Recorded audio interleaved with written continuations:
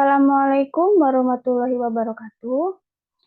Nama saya Heli Janusatiwi, NPM 1986210031 dari PGSD semester 7. Di sini saya akan mempraktekkan uji validitas dan reliabilitas menggunakan SPSS. Kita buka SPSS-nya. Nah, di sini udah ada SPSS, di sini ada variable view dan data view. Nah, kita mempunyai data. Nah, datanya di sini kita ada 10 soal dari nomor 1 sampai nomor 10. Nah, kita ke SPS lagi kembali, kita ke variable view. Nah, untuk name di sini kita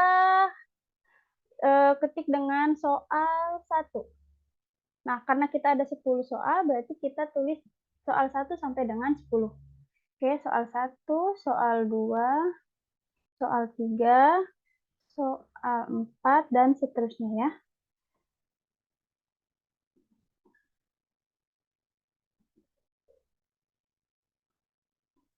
Dan terakhir soal 10. Nah, untuk yang di sini kita ketik skor totalnya. Nah, skor total. Oke, nah di sini ada desimal. Desimal ini kita ubah menjadi 0 saja. Oke, semuanya jadi 0 ya. Bentar. Kita copy aja. Semuanya menjadi 0. Kita paste. Oke, sudah 0.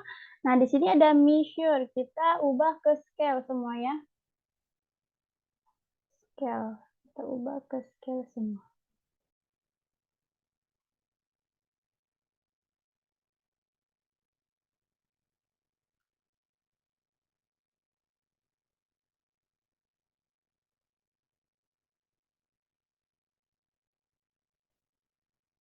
Nah, jika sudah begini, kita ke data view.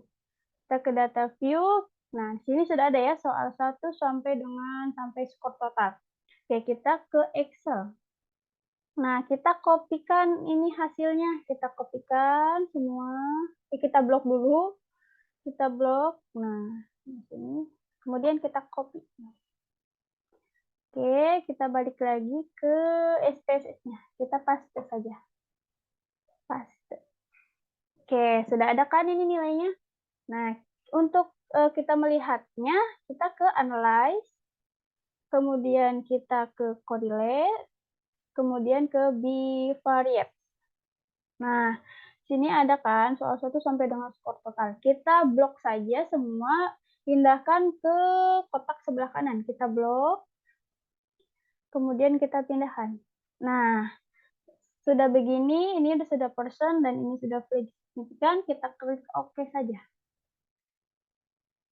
Nah, di sini sudah ada kan? Sudah ada. Nah, nih. Sampai dengan 10. Nah, untuk kita kita mau lihat data ini valid atau tidak, kita klik analyze lagi, analyze. Kita ke scale, kita ke reliability analyze. Nah, sama seperti tadi kita blok saja, kita pindahkan ke sebelah kanan. Oke, nah di sini ada statistik, kita klik. Kemudian kita checklist yang scale dan scale if item. Nah, udah begini kita continue saja. Continue, kita klik OK. Nah, ini hasilnya dari yang tadi kita menggunakan SPS tadi. Nah, ini. Nah, di sini reliability statusnya ada 0,730. Nah, di sini berarti kita tuh valid ya. Data kita tuh valid. Oke, sekian ya yang bisa saya sampaikan dan yang bisa saya praktekkan. Kurang lebihnya mohon maaf jika ada kesalahan. Wassalamualaikum warahmatullahi wabarakatuh. Assalamualaikum warahmatullahi wabarakatuh. Nama saya Heri Jani Pratiwi, NPM 1986210031. Baik, di sini saya akan melanjutkan mengenai praktek uji tingkat kesukaran dan daya beda soal tes. Baik, sebelum ke praktik SPS-nya, kita lihat dulu di sini. Uji tingkat kesukaran soal. Nah, tingkat kesukaran itu dapat dihitung dengan rumus, yaitu P sama dengan B per JS. Nah, P itu adalah indeks kesukaran, dan B itu banyaknya siswa yang menjawab soal dengan benar, sedangkan JS itu jumlah seluruh peserta tes. Nah, untuk interpretasi tingkat kesukarannya, di sini ada yang pertama 0,00 sampai 0,15 itu sangat sukar, lalu 0,16 sampai 0,30 itu sukar, 0,31 sampai 0,70 itu sedang, kemudian ada 0,71 sampai 0,85 itu mudah, dan yang terakhir 0,86 sampai 1,00 itu sangat mudah. Oke, setelah itu kita lihat di sini ke Excel. Nah, di sini sudah ada soal. Nah, di sini siswanya itu ada 20 dan soalnya itu ada 15. Oke. Kemudian kita buka SPSS-nya. Nah, di sini ada data view dan variable view. Kita ke variable view. Oke. Di sini kita untuk name kita akan tulis soal 1. Soal 1. Nah, karena kita soalnya ada 15, jadi kita tulis sampai 15 ya. Soal 2, soal 3, soal 5,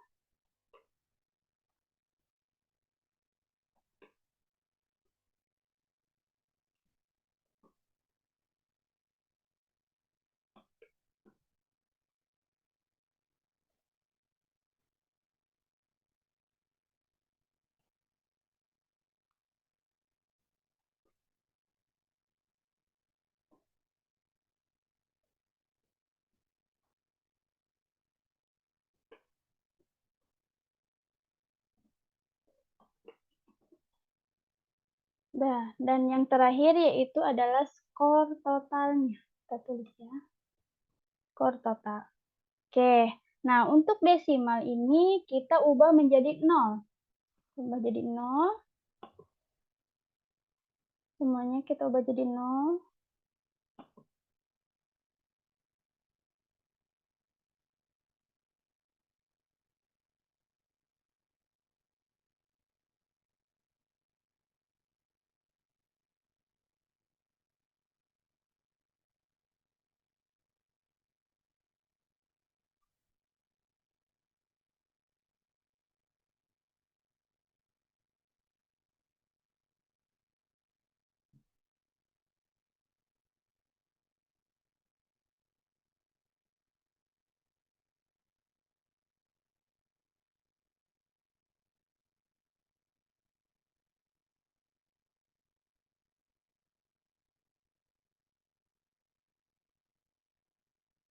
Oke, setelah ini semua sudah, kita ke data view.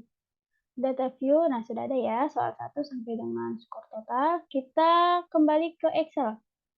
Nah, kita blok dulu hasilnya, sama skor total juga. Oke. Nah, kita copy. Kita balik lagi ke SPSS. Nah, kita paste di sini ya. Kita paste. Oke, setelah ini kita ke analyze. Kemudian descriptive statistik, lalu ini frequencies. Oke, nah di sini udah ada ya soal 1 sampai dengan 15. Nah, untuk soal 1 sampai dengan 15, kita pindahkan ke kotak sebelah kanan. Kita pindahkan ke sebelah kanan. Sebentar ya. Nah, untuk skor totalnya kita tetapkan di kotak sebelah kiri. Habis itu kita ke statistik. Nah, kemudian ini checklist yang means. Nah, setelah itu kita continue, lalu oke.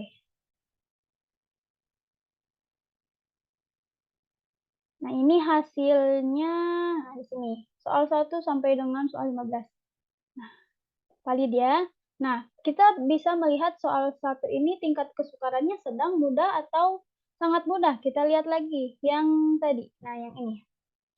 Nah, kita lihat yang ini, eee, im impre interpretasi tingkat kesukarannya. Nah, soal nomor 1 yaitu 0,55. Nah, 0,55 itu yaitu termasuk ke tingkat kesukarannya yaitu sedang. Kemudian yang soal 2 0,80. 0,80 berarti masuknya mudah. Kemudian soal 3 0,75. 0,75 masuknya ke mudah. Soal nomor 4 0,70 masuknya ke tingkat kesukarannya sedang.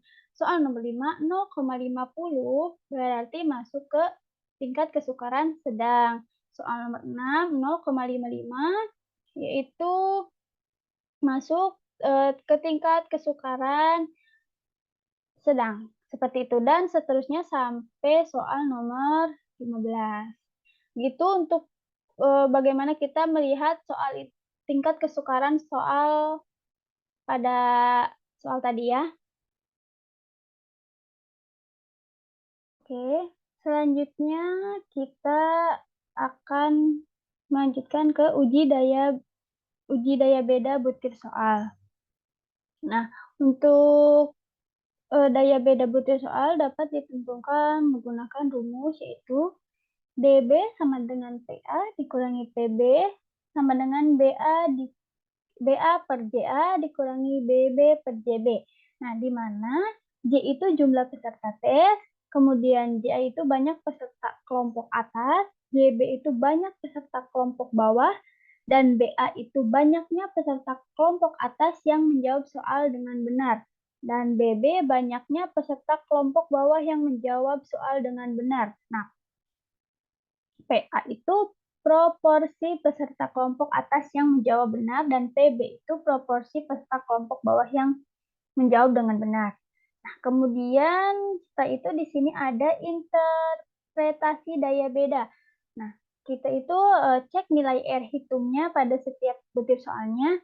Nah, membandingkannya dengan kriteria di bawah ini. Jika 0,00 sampai 0,19 itu jelek, nggak boleh digunain.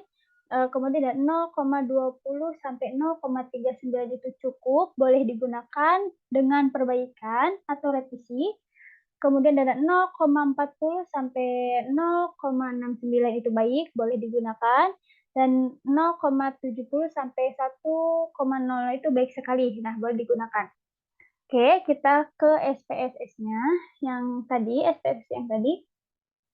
Nah, ini soal yang tadi, kita akan melihat uji daya beda butir soal itu. Setiap soalnya boleh digunakan atau direvisi atau tidak, sangat-sangat tidak boleh digunakan. Oke, kita ke analyze, kemudian ke correlate, kemudian bivariate. Nah, kita pindahkan semuanya ini ke kotak sebelah kanan. Oke, nah ini khususnya person dan flag itu harus centang ya. Oke, kemudian kita klik OK saja. Nah, di sini ada ya. Nah, soal 1 sampai soal 15. Nah, kita lihat soal itu layak digunakan atau tidak, kita lihat di sini. Nah, di skor total yang nilai yang paling ini, atas ini. Sebentar. Kita buka ininya dulu yang tadi. Oke. Oke, kita buka yang ini ya. Nah, soal nomor 1 itu nilai interpretasinya yaitu 0,539. Yang dimana artinya soal nomor 1 ini masuk ke kategori baik. Ya, dapat digunakan. Kemudian soal nomor 2 0,595 itu baik. Kemudian soal nomor 3 0,958 itu baik sekali, boleh digunakan. Nah, kita lihat dari soal 1 sampai soal 15 di sini ada yang ke kategori cukup atau jelek, kita lihat ya.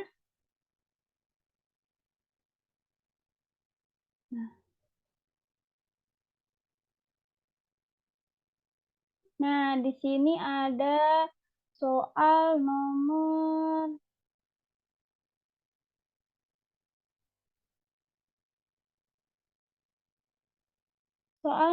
8 ya.